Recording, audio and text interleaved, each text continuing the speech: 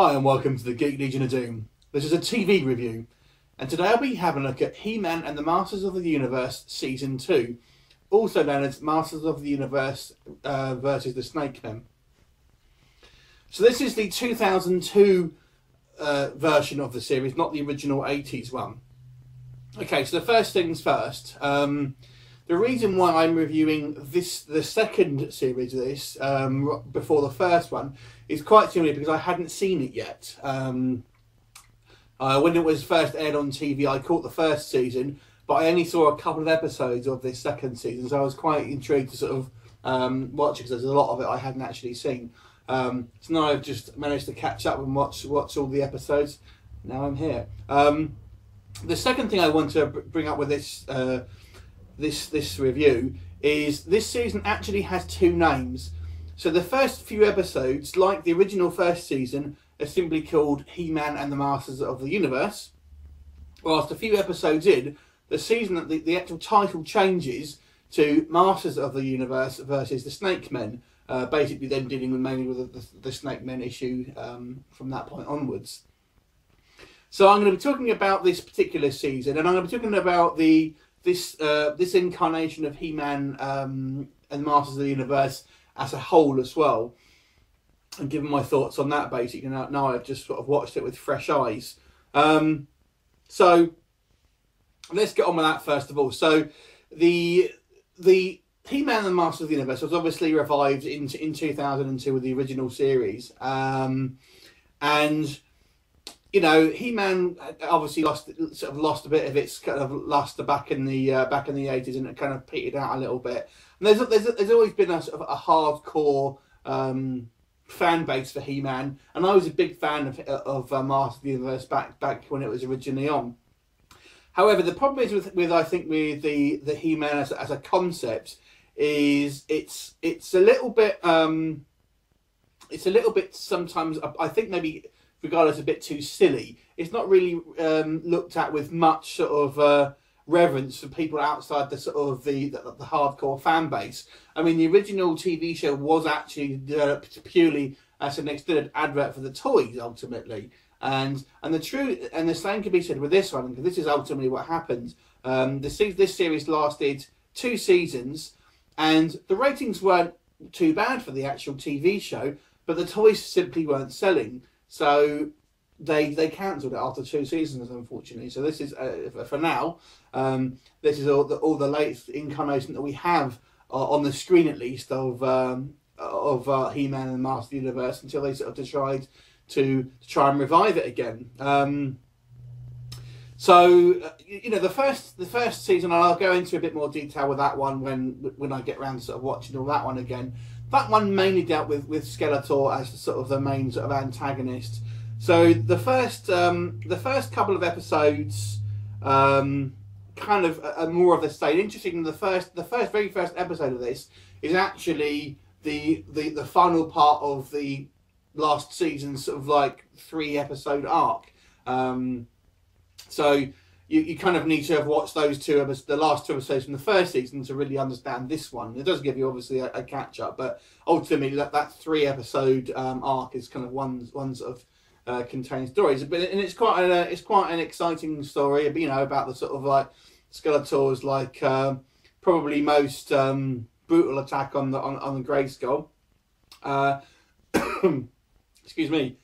The second episode really deals with dragons. It's basically, again, the SNAKEMEN haven't shown up at this point, so it's dealing with sort of you know, dragons and sort of like Beastman, I think, attacking with these sort of serpent type things, and sort of trying to get the dragons. And then it's got, you see the sort of the debut of these kind of like mechanical dragon tanks that they've done. The next episode basically deals with the origin of Attila, to be quite honest, and also is more of a sorceress focused episode. And what happens in a few episodes in this season, you actually have quite a few episodes with a lot sort of told in flashback, and this is one of them. And they're quite good. I quite like those episodes. With live action TV, I'm never a massive fan with flashbacks, but with this action, I actually quite liked it. So this basically, you sort of see the sorceress kind of, she wants to come out of Grayskull for a little bit, and she ends up sort of befriending this sort of village, and she meets a you know, she ends up sort of defending the village and about from these like bad guys, sort of generic bad guys, who are actually referenced again a little bit down the line in another episode, which I thought was quite good. Then she meets some guy. We're not actually told who he is, but it's hinted that it might be Man-at-Arms. But you know, there you go. And that's supposed to, you know, he's pregnant at that point, and ultimately gives birth to Teela. So we're really talking about Teela's origin of birth rather than, you know, how she got where she is now. But it's, you know, it's an interesting episode. And then from the next two episodes is a two-parter, and that is really the Rise of the SNAKEMEN. So we've obviously got a couple of SNAKEMEN already sort of out and about, most notably Cobra Khan. He's basically managed to release the majority of, or pretty much all the other SNAKEMEN, including most notably King Hiss, who is going to be the kind of the leading antagonist from this point. And this is where the actual title changes. So they've dropped He-Man from the actual title, and it's now just called Masters of the Universe versus the SNAKEMEN. It's got a completely different intro music, things like that. Also, the actual look of the character is different. They all have snake armors, yes, and we all know this was basically just you know, a way to sort of revamp the original figures and give them new armor and new bits and pieces and stuff, so they could ultimately sell more toys. But there you go. This is what happens with these sort of things. Just, you know, just got to live with it, basically. So they have two episodes there, Rise of the SNAKEMEN Part 1 and 2. The next episode is one of my favourites, actually. Now, in those last two episodes, with Rise of the SNAKEMEN, Evil-Lyn basically betrays Skeletor and tries to sort of side with SNAKEMEN. Now, in the second of the two parts, SNAKEMEN are temporarily defeated, and basically you got Evil-Lyn on the lam now. She's not with anyone. She's on the run from Skeletor ultimately, who kind of wants revenge for her, sort of betraying him. And basically, he ends up sort of capturing her, and we see some flashbacks of how Evil-Lyn and Skeletor first met. At this point, he's Keldor rather than Skeletor, and you know, it's really interesting. You sort of see, you know, a younger Evil-Lyn, you see a younger Keldor. Now, I will say with this episode, this is possibly the most gory of the you know, the entire run of this series. Now, when I say gory, we're not talking it's got proper gore, but basically it's sort of showing you Skeletor. You have a couple of very quick shots of basically Skeletor's flesh literally melting off his face and sort of drooping on the floor and things like that. So it's fairly graphic for you know, a kid's cartoon. It's never full on. You only get a quick glimpse and things like that. But nevertheless, I think it's, you know, it's fairly graphic for a sort of you know, a during the day cartoon, which is not really meant for adults. So that was really interesting episode, that one. The next episode is basically doesn't really involve the SNAKEMEN, to be honest. It's more of just a He-Man versus Skeletor one, when they kind of end up getting these sort of like big exosuits. And again, you know, yes, you could say this was just another excuse to sort of try and advertise like a new sort of set of armor. They're only ever in this one episode. And then from there again, you've really got the majority of the rest of the episodes really dealing with the SNAKEMEN. So the next one, basically, you've got the heroes. A lot of the heroes end up getting sort of turned into sort of quasi SNAKEMEN. The next episode is my favourite episode of this season, and basically it's a prequel, and this one's mainly set in flashback. There's a couple of shots where it's you know, sort of meant to be like, you know, in modern time or whatever it is on Eternia. But basically this one deals with the original King Grayskull, who looks a lot like He-Man, and this is a really great episode because it really sets up the origins of He-Man, of Grayskull, of the Elders. Everything like that is kind of in here, and it's the episode which features the most amount of the Horde as well. So let me just go into a bit more detail. Basically, you've got a guy who looks a lot like He-Man, except if you can believe it, he's even more buff than He-Man. This guy's like a man mountain, but he basically looks like He-Man albeit he's a little bit slightly, it's a different character, but he's got, you know, a lot longer hair in his, and I say he's actually bigger than He-Man, and he's the king of Grayskull. He's married to a sorceress who looks a lot like the sorceress that we know in the sort of the modern Eternia, but I think it's meant to be a different character. And he's also got like a giant sort of battle cat. It's not battle cat as we know him. It's like a giant lion thing. And this cat is massive. He's more like a tank. And you know, it's basically the origin of how the power of He-Man is coming to an existence. And basically, King Grayskull has got to kind of defend Grayskull against the Horde. He basically makes the Council of Elders at this point, and through sort of magic and stuff, basically he puts all his power into the actual power sword, which obviously, you know, He-Man uses in the sort of the more modern day stories.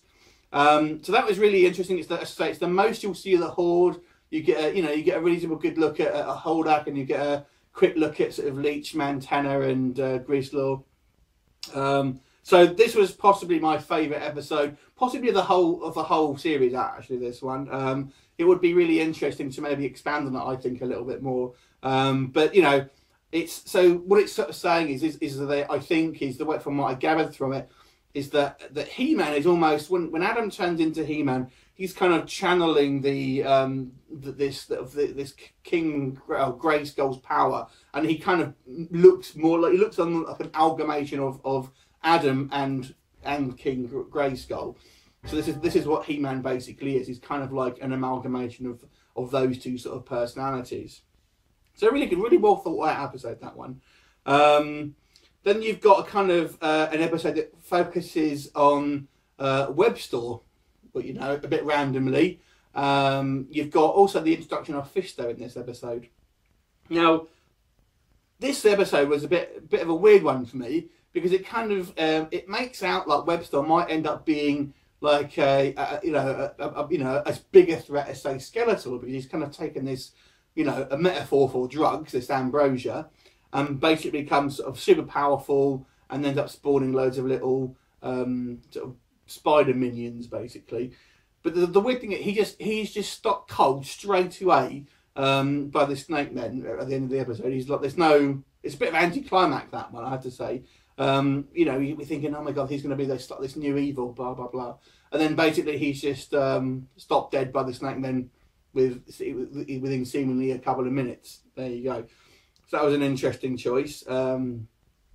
Really, story was the sort of essentially the SNAKEMEN that has kind of eaten all the spiders and the spider eggs, and have made them sort of temporarily more powerful. And then basically the last sort of 3 episodes, although they're not called part 1, 2, and 3, they're really the sort of same story as the kind of, you know, as the sort of the final fight against the SNAKEMEN. The penultimate episode does actually have a bit of a detour where Evil-Lyn is trying to sort of summon Hordak again. We don't really see Hordak in his proper form, but ultimately King Hiss doesn't want Hordak to come back, and this kind of leads to like a 3-way sort of, you know, you've got He-Man and the Masters, King Hiss, both trying to sort of end up sort of stopping Evil-Lyn, who's trying to do her own thing and bring Hordak back.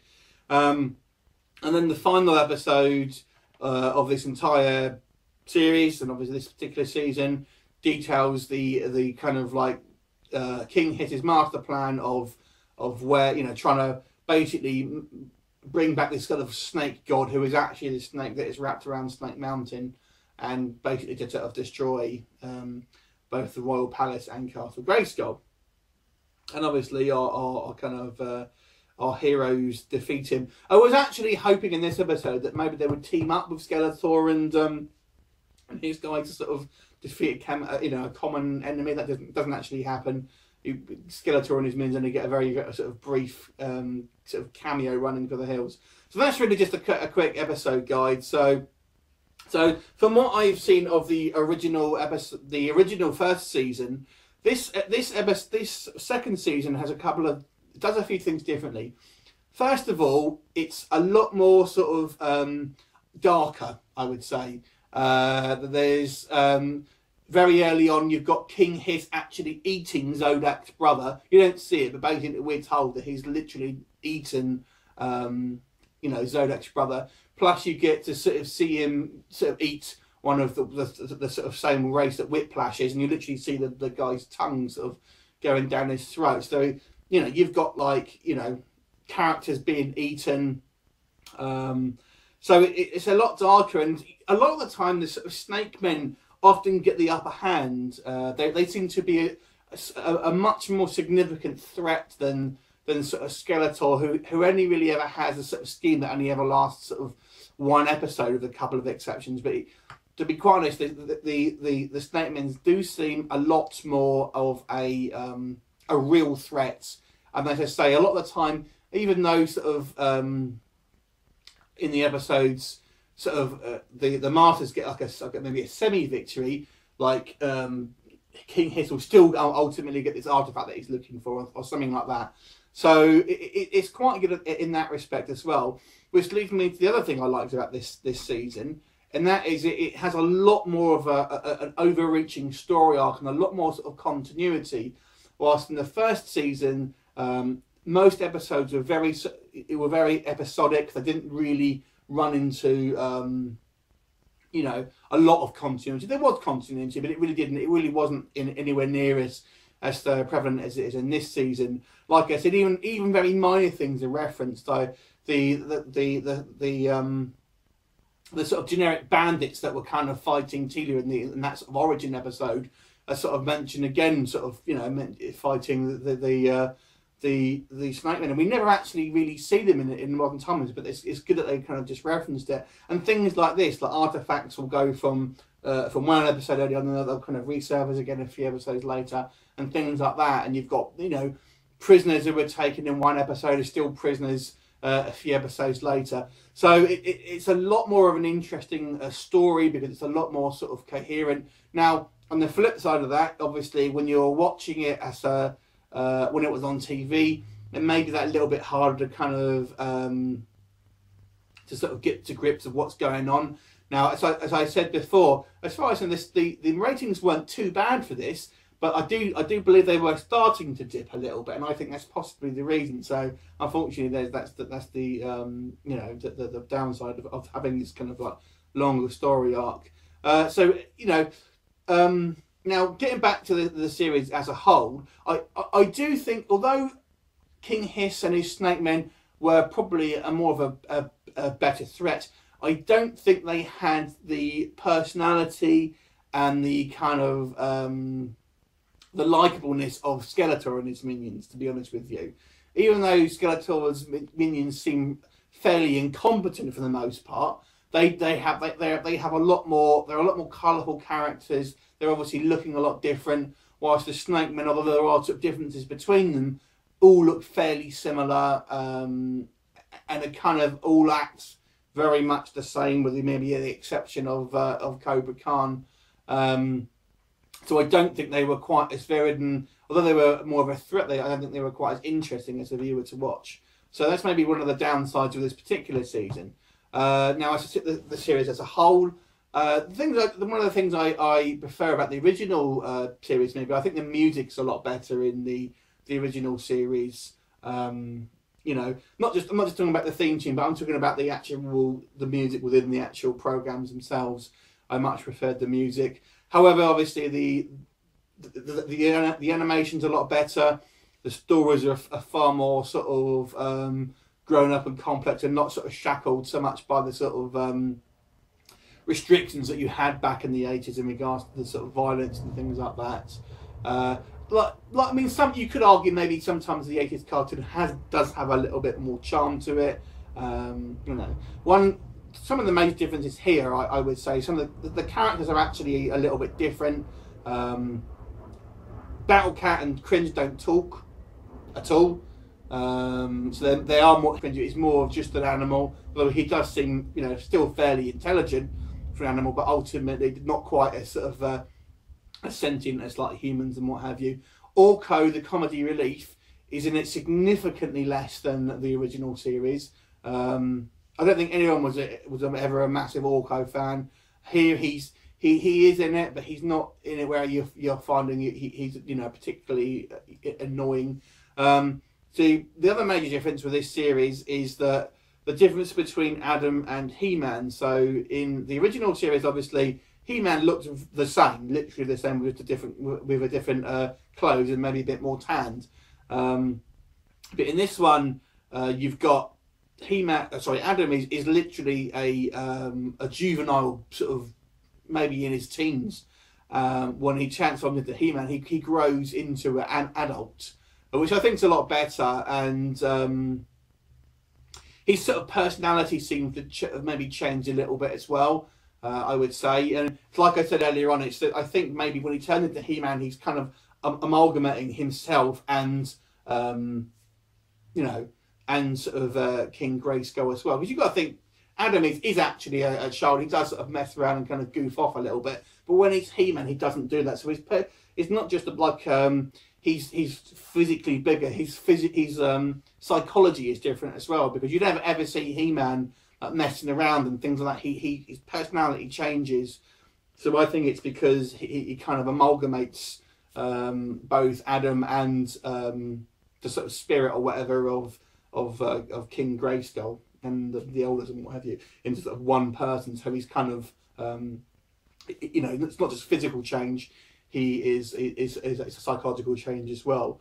One other sort of thing I would say, I think maybe this version of He-Man seems slightly less powerful to me than the original cartoon. If we're talking about, if you're looking at like feats of strength and stuff like that, the things that like the original He-Man picked up and threw, he's still obviously massively powerful, but maybe to me, I just thought, he doesn't seem to be picking up such a big, such big objects and like lobbing him into space as much as he used to do in the original cartoon. So, there are differences here. They have kept a lot of things, there's as references. Skeletor's voice, for example, sounds very, very much like the original character, the original sort of voice actor. I don't think it is the same actor, but they're obviously sort of channeling the sort of the same look and the same sort of style of doing it. So as a whole, I enjoyed this series. I mean, and as a series, as you watch it, I think the second series is actually superior to the first series. Although I do think it maybe lacks a little bit of the first series charm. So I'm going to give this one an 8 out of 10. Let me know what you think about it. Let me know which you prefer, the first or the second series, and let me know what you think about this series as a whole. Leave me a comment and I look forward to seeing you next time. See you later.